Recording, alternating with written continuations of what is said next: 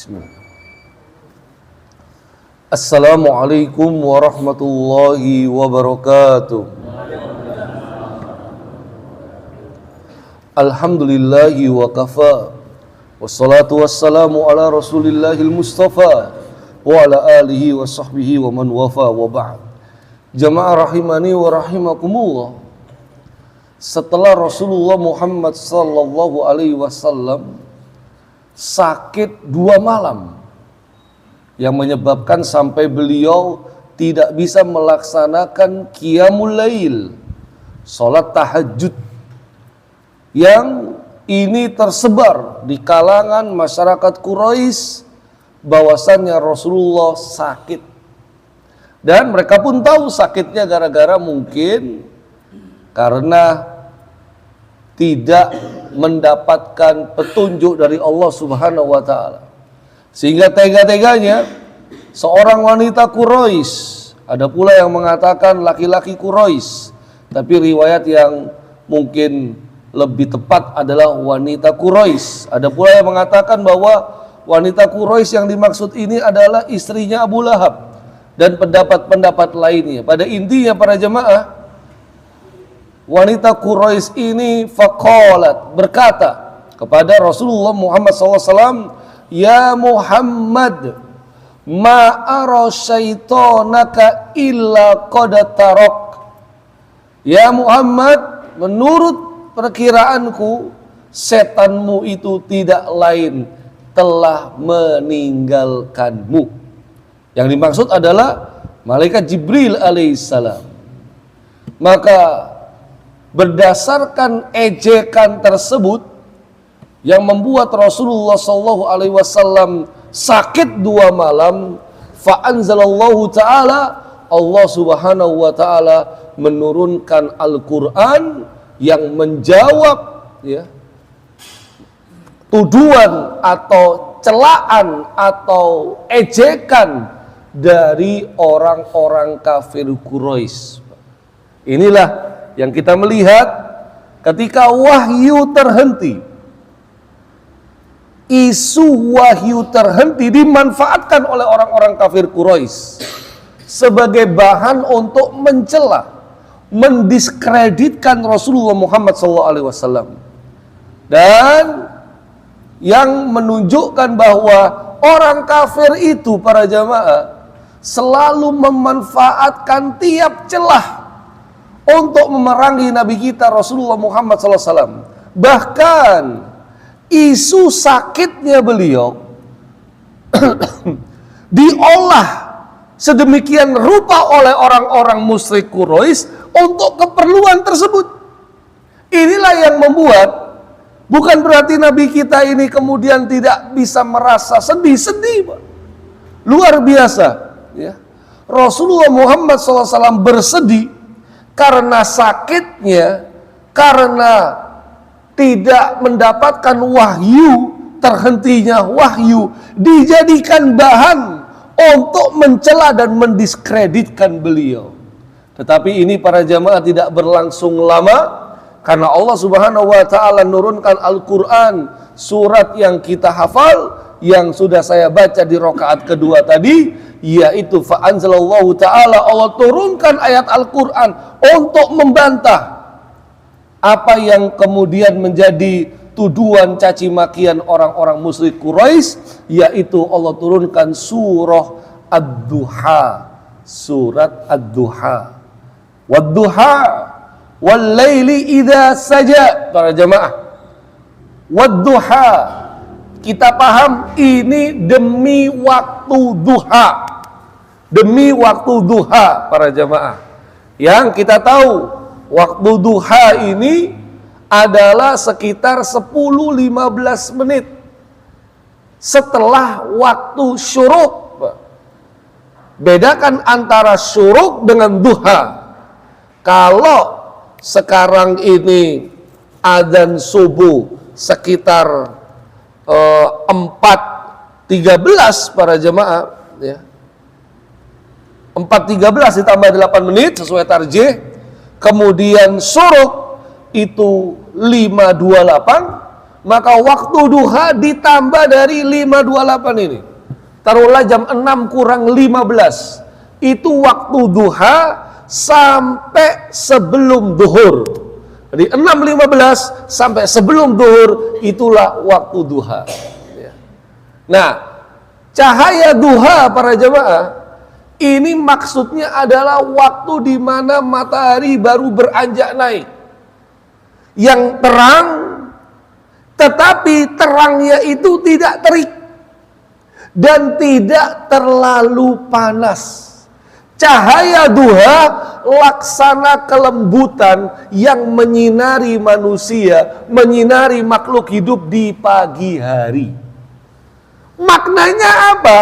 Ketika wahyu tidak kunjung turun, ketika Rasulullah sampai sakit menanti Al-Quran kapan turunnya, disitulah Allah turunkan surah Ad-Duha sebagai petunjuk bahwa Al-Quran, wahyu Allah ini menyinari manusia, bukan cahaya matahari yang terik panas waktu duhur, tetapi seperti waktu duha.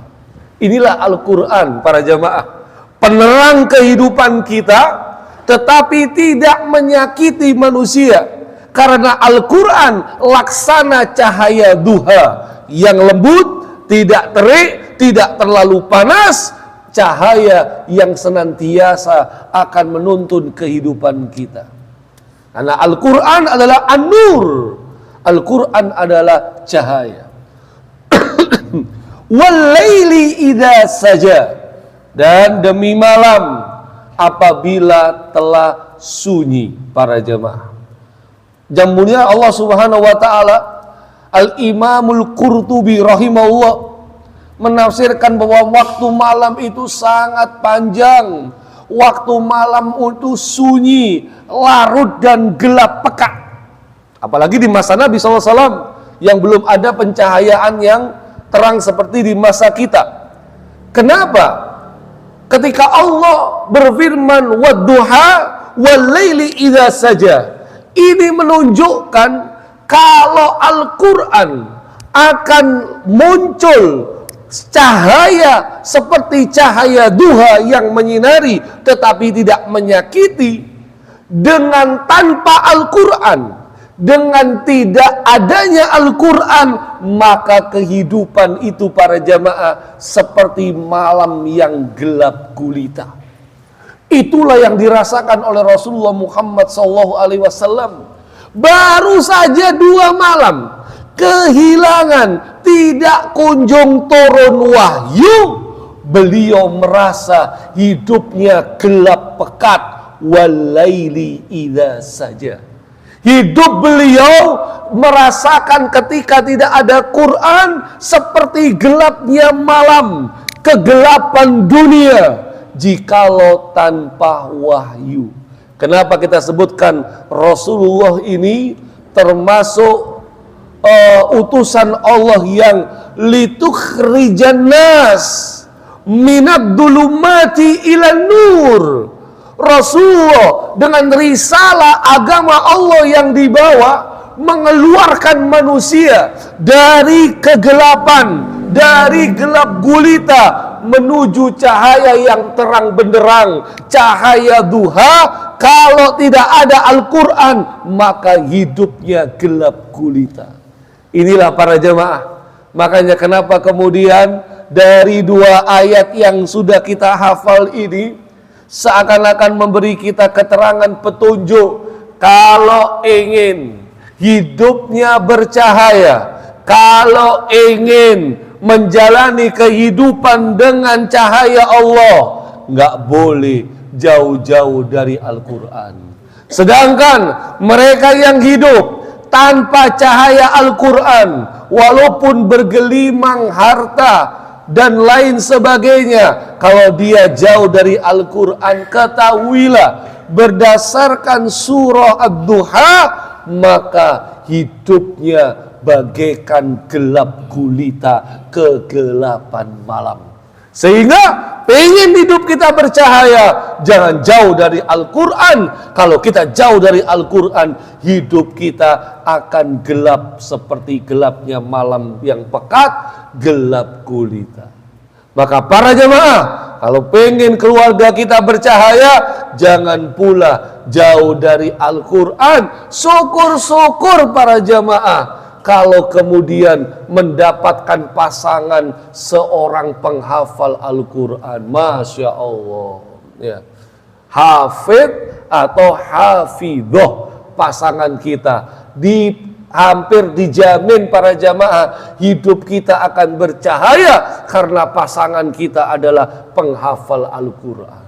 Nah, cuman biasanya kalau penghafal Al-Quran itu pengennya juga dapat pasangan yang menghafal Al-Quran. Jadi kalau mereka menghafal 30 juz, ya kita jangan coba-coba kalau baru juz yang 30, walaupun sama-sama 30-nya. Apalagi kalau sudah menikah bagaimana? Ya berarti kita sesama pasangan mengupgrade diri kita, nggak boleh jauh-jauh dari Al-Quran. Dan momentum Ramadan sekitar 11-12 hari lagi, kesempatan yang paling baik untuk menjadikan hidup kita bercahaya dengan cahaya Al-Quran para jamaah. Ya, nah, kalau misalnya sudah punya pasangan bukan hafid hafidho, kalau nggak mau upgrade, ya suruh ganti nama juga boleh Pak. Namanya hafid atau hafidho para jamaah. Ya, baik.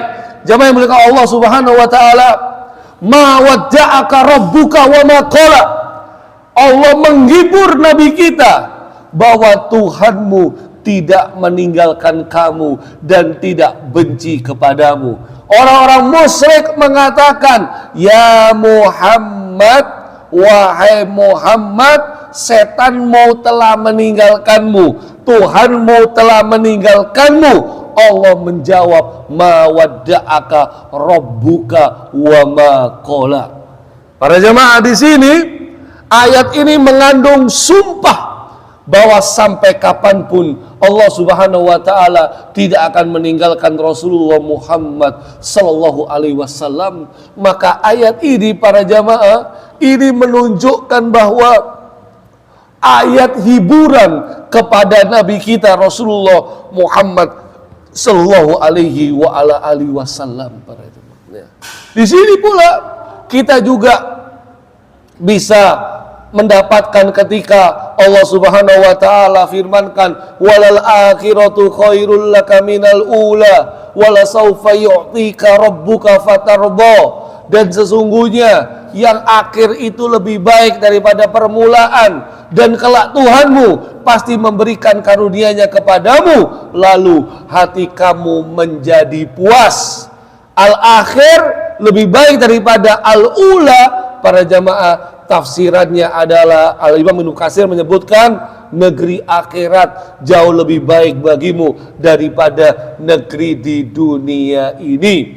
Maka jamaah yang muliakan oleh Allah Subhanahu wa Ta'ala, kita tidak lanjutkan terus ayatnya para jamaah, tetapi kita lanjutkan bagaimana sirah nabawiyah yang menyebutkan ya. Ini juga Pak. Yang terakhir aja, kita langsung ke terakhir. Wa amma bi ni'mati rabbika fahaddits. Adapun terhadap nikmat Tuhanmu, hendaklah kamu fahaddits, menyebut-nyebutkannya dengan banyak bersyukur. Maka menyebut-nyebut nikmat yang telah diberikan oleh Allah itu bagian dari mengamalkan firman Allah ini para jemaah. Sehingga syukuri dengan lisan, berterima kasih saat diberi, dan memuji pemberi saat diberi. Inilah kenapa. Dan ceritakan kenikmatan yang Allah berikan kepada manusia. Inilah yang kita sebut sebagai tahaddus bin ni'mah ya, menyebutkan nikmat yang Allah berikan kepada dirinya. Apalagi kalau kemudian dengan bersyukur, ngajak makan-makan saudaranya, nggak cuma cerita. Ya, Allah memberikan nikmat kepada saya, nggak cuma cerita, tapi ayo untuk mensyukurinya kita makan-makan. Nah, itu lebih bagus para jamaah ya. Tapi jangan pakai MBG, karena MBG anggarannya pemerintah Pak jamaah ya. Jadi harus anggaran sendiri Pak. Nah, di sini para jamaah bahwa Rasulullah SAW sakit itu membuktikan kalau Al-Quran ini bukan dari beliau, Al-Quran ini bukan karangan beliau, Al-Quran ini bukan dari intuisi ya, atau hasil dari pemikiran dan perasaan beliau. Enggak, Quran ini memang benar-benar minallah, Rabbul Alamin, dari Allah Tuhan alam semesta. Karena kalau Al-Quran karangan beliau, nggak perlu Pak sampai beliau 2 malam sakit, galau, dalam bahasa kita galaunya ya, stres dalam bahasa kita para jemaah, sampai beliau nggak bisa qiyamul lail. Jadi beliau ini sakit, dan sakitnya ditunjukkan nggak bisa qiyamul lail. Beliau sedih karena Quran tidak kunjung turun para jemaah. Ini beda Pak ya, kalau kita sakit itu biasanya bukan karena Quran, dan sakit kita jadi alasan nggak usah melaksanakan ibadah karena masih sakit. Nah, kalau Nabi enggak Pak, sakitnya membuat beliau nggak bisa ibadah, beliau sedih luar biasa, dan sakitnya disebabkan karena Quran tidak kunjung turun. Nah, dan Syekh Ramadan Al-Bu'ti rahimahullah para jemaah, beliau kemudian menyebutkan dalam kitabnya Fiqhus Sirah, beliau katakan inilah termasuk kejujuran beliau ya, kejujuran beliau. Kenapa? Ayat-ayat teguran yang menegur beliau adanya nanti setelah ini surah Abasa, ini menunjukkan beliau orangnya amanah, al-amin. Ayat-ayat yang bisa merendahkan kedudukan beliau, yang bisa merendahkan kredibilitas beliau, tetap beliau sampaikan kepada umat manusia. Lagi-lagi kita mendapatkan pelajaran penting bahwa inilah Nabi kita Rasulullah Muhammad Sallallahu Alaihi Wasallam. Beliau tidak malu, beliau tidak peduli ya, karena beliau mengemban amanah untuk menyampaikan risalah dari Allah Subhanahu wa Ta'ala. Baik, kita lanjutkan sedikit para jemaah. Setelah peristiwa ini, Rasulullah semakin matang dan semakin mantap untuk terus melanjutkan amanah perintah Allah untuk terus berdakwah. Suatu ketika Rasulullah SAW mengambil langkah penting untuk berdakwah kepada pembesar-pembesar Quraisy, kepada tokoh-tokoh Quraisy, dengan harapan kalau pimpinannya masuk Islam, anggota sukunya, anak buah di bawahnya, semuanya juga ikut masuk Islam. Itu adalah salah satu strategi matang beliau setelah fase ini. Karena fase-fase sebelumnya tokoh-tokoh itu tidak beliau jadikan sebagai tujuan utama. Tapi di fase ini, setelah jahriyatud dakwah, setelah dakwah terang-terangan, beliau sudah mulai mengambil langkah orang-orang yang menjadi pimpinan penguasa musyrik Quraisy diajak untuk masuk Islam. Nah, ketika beliau sedang mendakwai tokoh-tokoh Quraisy ini para jamaah, tiba-tiba di tengah-tengah dakwah datanglah sosok dari kalangan sahabat yang lemah. Sahabat yang lemah ini bukan sekedar lemah statusnya, tetapi lemah juga fisiknya. Status sosial lemah, fisiknya lemah. Kenapa? Karena matanya buta. Kita nggak ngerti Pak, Rasulullah lagi berdakwah kepada orang-orang penting, tiba-tiba ada orang buta, bukan orang penting pula, minta diajarkan Al-Quran. Satu ayat dari Al-Quran. Maka di sini Rasulullah tidak menolak, Pak. Rasulullah tidak menolak. Bukan bukan para jamaah. Ya, kamu nggak tahu. Saya lagi dakwah sama orang penting. Oh, nggak begitu, Pak. Rasulullah diam saja sebenarnya. Cuma masalahnya, tapi muka beliau itu cemberut. Mukanya masam. Ya. Udah begitu, beliau palingkan wajahnya karena kehadiran sahabat yang lemah dan yang matanya itu ada keterbatasan. Padahal para jamaah kalau kita ngelihat ya, Rasulullah mukanya masam cemberut dan palingkan wajah.